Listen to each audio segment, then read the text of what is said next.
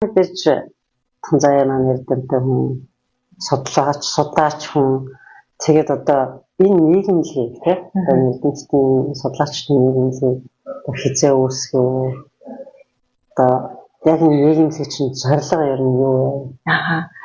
Тийм. Ер нь бол надад нэг юм бодол байсан юм. Өөрөө сураад идэг тийм бусдын төлөө би юу хийсэн бэ гэдэг эргээд нэг харахад юу ч байхгүй байхгүй. Би зөвхөн л өөрийнхөө төлөө л явсан.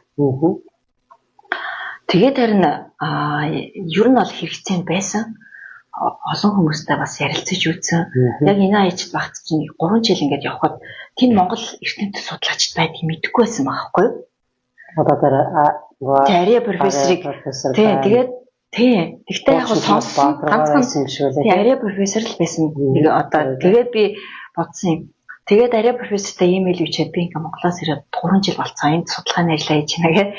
Тэгэл ингээл уулзаал дараа нь тэгсэн чинь бид хэд ингээл бас ингээл юу байлаа. Тангисгийн ингээ хамтдаа уулзсан чинь бүр 10 хэдэн эрдэмтэн судлаачид тэр иргэн тойронд байсан те би бүр гайхсан. Манай Монгол эрдэмтэд чинь ямар мундаг юм те би бахархсан. Ализын зам гаргаад ирсэн те судлаач болцсон. Тийм болцсон. 10-20 жил болцсон.